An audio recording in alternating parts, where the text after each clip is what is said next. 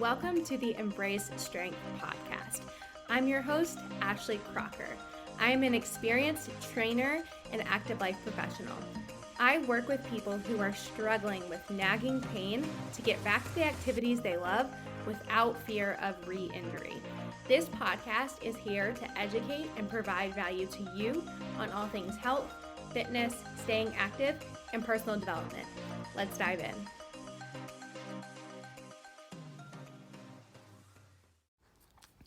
Hello. Welcome back to the pod. Okay, so in this podcast episode, I want to talk about all or nothing mindset, pregnancy edition. So all or nothing mindset is something that I talk about with clients quite a bit. And it's something that I struggled with a lot in the beginning of my fitness journey over 10 years ago. But I haven't really struggled with it that much until getting pregnant. And pregnant or not, this is definitely worth talking about, which is why I want to share it, because I know that it's a common thing that people struggle with. I will just be talking about this through the lens of pregnancy, but it applies to literally anybody, okay? And if you're wondering, okay, what is all or nothing mindset? So this basically talks about, okay, let's say, example, you're going out to eat and you're like, okay, I could make a healthy choice and get a salad, but I'm here, so I'm just going to get the burger and fries, and I might as well also get a dessert, and I might as well also get an alcohol drink. Okay, so literally going all out versus, okay, I want a burger, so I'm going to get a burger, but I'm going to get broccoli as a side. I'm going to skip dessert, and I'm going to get a diet soda instead of an alcohol drink. You know what I mean? That would be a more balanced choice versus the all-in scenario that I shared first. So that is basically what all or nothing mindset means. It's the mindset of hey, I'm either going to go all out with something or I'm not going to do it at all, because what's the point?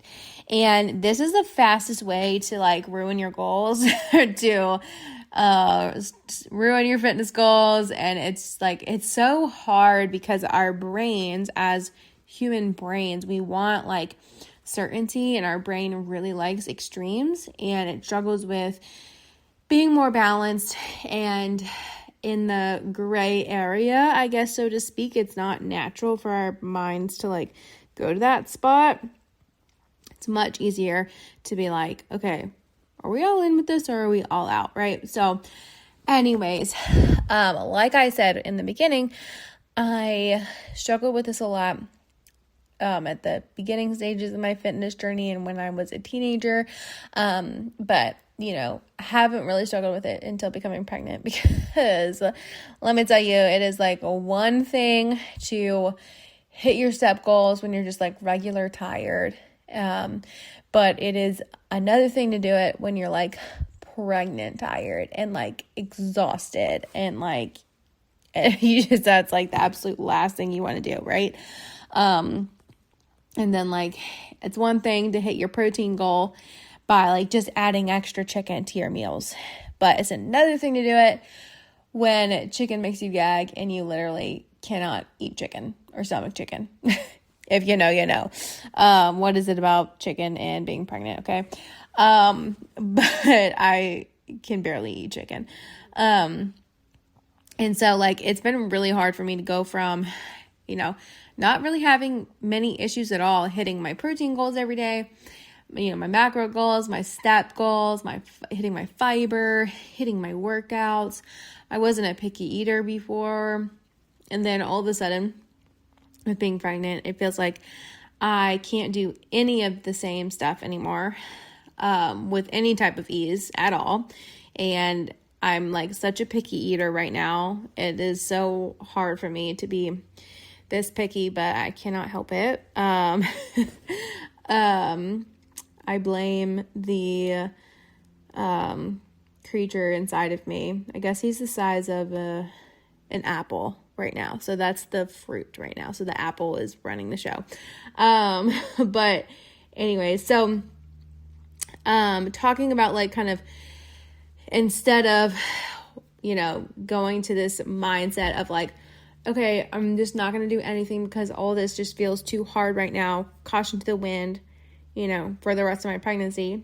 I've had to just shift the goals a bit, shift the goalposts a little bit as far as my habits go. So what that looks like practically is, okay, my previous 8 to 10K step goal has become a 6K step goal most days. And I give myself grace with that. I'm flexible. Sometimes I hit way over 6K. Sometimes I don't hit the 6K, but like I want my average over the course of a week to be at least 6K. All right. And I'm just have to be okay with that. Because honestly, that's what I have the energy for, to also be able to like do my life, do my job, do all my other responsibilities. And so there's that one. And then like I used to do 4 45-minute strength workouts a week plus 1 to 2 days of cardio. That became, okay, 3 times a week, 30-minute strength workouts. Sorry. And then like I've been able to do cardio a few times throughout my pregnancy, but I don't push myself if I I don't absolutely force myself to do it. If I just feel really shitty that week. And then protein goal. So protein goal, I used to hit 140 grams, no problem. I adjusted that down to 110 grams. And that is just how it is right now. And I'm okay with that. And anyways, so there's that. Fiber goal. So I used to be able to hit 25 to 30 grams of fiber pretty easily.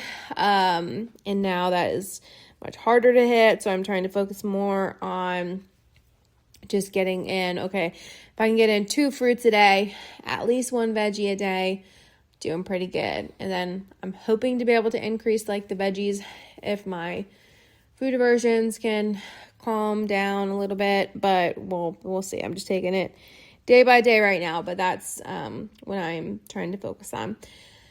And then I used to track every single thing like Monday through Friday, most times. And now I have just been trying to track for up until dinner, at least just protein, because that's really the macronutrient I am worried about the most with not getting enough of. So really trying to hone in with that. But again, that has also become more lax. And another thing I want to say here, like with these, things that I am talking about, is this can always change too, depending on, so like if you are somebody who's had to adjust your goals due to like a really busy season or being really overwhelmed, like just be flexible with knowing that like, hey, if things like calm down for me a bit, I can turn up the dial a little bit, right? And personally for me, it's like, hey, if I start feeling better more consistently, then I can maybe turn up the dial on some of these things, right? And so I think that's important to mention too. I'm not saying that like this is how I'm going to keep my habits like the entire pregnancy. It's very much going to vary depending on how I'm feeling, and I have to be okay with that too. I think that's the other thing for people to, I guess, like learn or adopt is like you can't be so rigid with your mindset and just saying like, oh, because I'm focusing on these habits right now, this is like how it's going to be forever. No, have the mental flexibility to know that like it can shift and change based on what's going on in your life. And so I think that's important to make note of as well. And the main point of this is I just want you to know that if you're dealing with some all or nothing mindset stuff in your own life when it comes to either your health goals, your fitness goals, just your regular life goals, just know that it is not pointless, even if it doesn't look perfect. A lot of times people will just be like, oh, I can't do it exactly how I want.